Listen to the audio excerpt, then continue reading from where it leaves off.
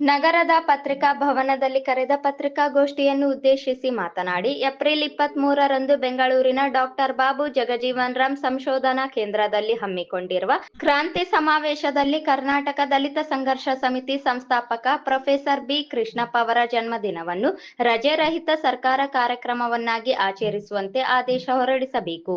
ಮರಣೋತ್ತರವಾಗಿ ಕರ್ನಾಟಕ ರತ್ನ ಪ್ರಶಸ್ತಿ ನೀಡಬೇಕು. ಭೂರಹಿತ ಬಡವರಿಗೆ ಸಾಗುವಳಿ ಚೀಟಿ ನೀಡಬೇಕು ಎಂಬ ಬೇಡಿಕೆ ಸೇರಿದಂತೆ ಒಟ್ಟು 15 ಬೇಡಿಕೆಗಳನ್ನು ಮುಂದಿಡಲಾಗುವುದು ಎಂದು ಹೇಳಿದರು. ಬುಧವಾರ ಹಮ್ಮಿಕೊಳ್ಳಲಾಗಿದೆ. ಬೆಂಗಳೂರಿನ ಡಾಕ್ಟರ್ ಬಾಬು ಜಗಜೀವನ್ ರಾಮ್ ಸಂಶೋಧನಾ ಕೇಂದ್ರ ಹುಬ್ಬಳ್ಳಿ ಇಲ್ಲಿ ಹಮ್ಮಿಕೊಳ್ಳಲಾಗಿತ್ತು. ಈ ಒಂದು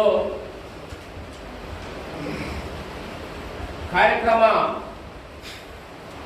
ಇಡೀ ರಾಜ್ಯಾದ್ಯಂತ ಎಲ್ಲ ಜಿಲ್ಲೆಗಳಿಂದ ಆಗಮಿಸುವ ಮೂಲಕ ಒಂದು ಜನಕ್ರಾಂತಿ ಸಮಾವೇಶ ಆಗಿ ಮಾರ್ಪಾಡಾಗಲಿದೆ. ಈ ಒಂದು ಕಾರ್ಯಕ್ರಮದಲ್ಲಿ ನಾವು ಸುಮಾರು 15 ಅಪ್ಪತ್ತಾಯಗಳನ್ನು ಇಟ್ಟುಕೊಂಡು ಈ ಒಂದು ಜನಕ್ರಾಂತಿ ಸಮಾವೇಶನ ಮಾಡ್ತಿದ್ದೇವೆ. ವಿಶೇಷವಾಗಿ ಇವತ್ತು ಏನು 1974 ಅವಧಿಯಲ್ಲಿ ಸ್ಥಾಪನೆ ಆಗಿರ್ತಕ್ಕಂತಹ ಕರ್ನಾಟಕ ದಲಿತ ಸಂಘರ್ಷ ಸಮಿತಿಯ ಸಂಸ್ಥಾಪಕರು ಪ್ರೊಫೆಸರ್ ಆಗಿರ್ತಕ್ಕಂಥ ಪ್ರೊಫೆಸರ್ ಬಿ. ಕೃಷ್ಣಪ್ಪನವರ ಜನ್ಮದಿನವನ್ನ ಇದೇ ಜೂನ್ 9 ಜನ್ಮದಿನವನ್ನ ಸರ್ಕಾರಿ ಕಾರ್ಯಕ್ರಮವಾಗಿ ಆಚರಣೆ ಮಾಡಬೇಕು. ಜೊತೆಗೆ ಪ್ರೊಫೆಸರ್ ಬಿ. ಕೃಷ್ಣಪ್ಪನವರಿಗೆ ಮರಣೋತ್ತರವಾಗಿ ಕರ್ನಾಟಕ ರತ್ನ ಪ್ರಶಸ್ತಿಯನ್ನ ಕೊಡಬೇಕು.